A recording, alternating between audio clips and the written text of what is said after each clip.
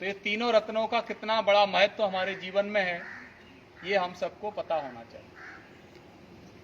जानते तो है लेकिन उतना महत्व हम उसको देते नहीं। आज पूरे विश्व के अंदर इन तीनों रत्नों पर बड़ा संकट है। कोरोना के समय हमने ऑक्सीजन की कमी देखी थी, पानी की भी हम लोग कमी हमेशा महसूस करते ही रहते हैं। पानी भी दूषित होता जा रहा है। राजस्थान में तो पानी का बड़ा संकट पूर्व काल से ही रहा है। आप सब लोग तो पानी के संरक्षण के बारे में और पानी के महत्व के बारे में बहुत अच्छे से जानते हैं। अन्य भी तमाम केमिकल फर्टिलाइजर्स, तमाम पेस्टिसाइड्स के कारण दूषित होता चला जा रहा है।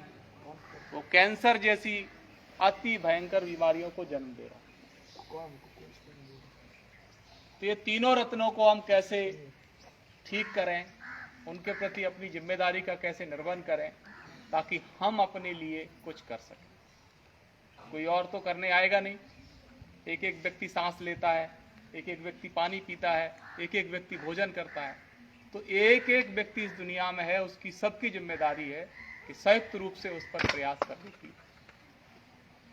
तो हम सब मिलकर के अपने पर्यावरण को, जिसके अंतर्गत ये सब चीज़ें आती हैं, उसको बचाने के लिए, उसको संरक्षित करने के लिए और उसको संवर्धन करने के लिए अधिक से अधिक समय देना अभी से प्रारंभ करेंगे, तभी हम उसको बचा पाएंगे। आप सबने देखा होगा कि जल ही जीवन है, तमाम जगह लिखा होता है।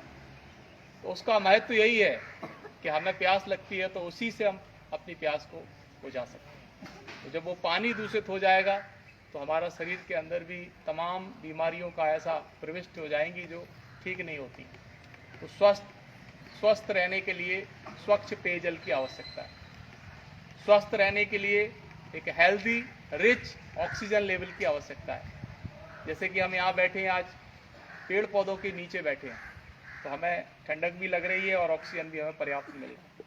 तो इस तरह से परिवेश हमारा सब जगह होगा, तभी हम सब मिलकर के स्वस्थ और स्वच्छ रह सकते हैं।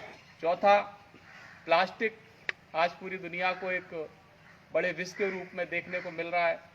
प्रकृति के अंदर प्लास्टिक निरंतर बढ़ता जा रहा है और वो उसको दूषित भी कर रहा है। तो प्लास्टिक भी एक 400 साल तक खत्म ना होने वाली चीज है। आज हमने कोई प्लास्टिक का रैपर यूज किया, बिस्किट खाया, नमकीन खाया या फिर कुछ और भी खाया, या पानी प्लास्टिक की बोतल में खरीद कर पिया, तो जो प्लास्टिक का जो बचा हुआ पार्ट है, पानी पीने के बाद हमने उसको फेंक दिया या फिर कहीं भी छोड़ दिया, तो वो 400 साल तक इस नेचर में रहने वाला है। तो हमने एक छोटी गलती की, अपनी प्यास बुझाने के लिए वो बोतल खरीदी, लेकिन वो 400 साल के लिए हमको उसका कीमत चुकानी पड़ेगी। तो ऐसी गलती करने से हमें अब सबको रुकना पड़ेगा और प्लास्टिक जैसे विष को अपने नेचर के अंदर बोने से हमें रोकना पड़ेगा। तो इन सब चारों विषयों को लेकर के 6 अक्टूबर 2022 कन्याकुमारी तमिलनाडु से पर्यावरण संरक्षण जन जागरण अभियान ग्रीन इंडिया मूवमेंट के तहत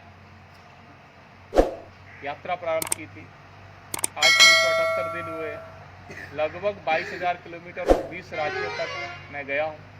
अभी बाकी गुजरात, महाराष्ट्र, गोवा, तेलंगाना, छत्तीसगढ़, मध्य प्रदेश, भोपाल में इस यात्रा का समापन 2024 में होगा, मार्च या अप्रैल के महीने। तो इसी तरह सभी जिलों के अंदर कॉलेज, विद्यालय, यूनिवर्सिटीज़ के शिक्षार्थियों के साथ आज के इस महत्वपूर्ण सब विषय को लेकर के यात्रा कर रहे हैं। और ये समस्या जन जन की है, इसलिए इसमें जन जन की भागीदारी आवश्यक है।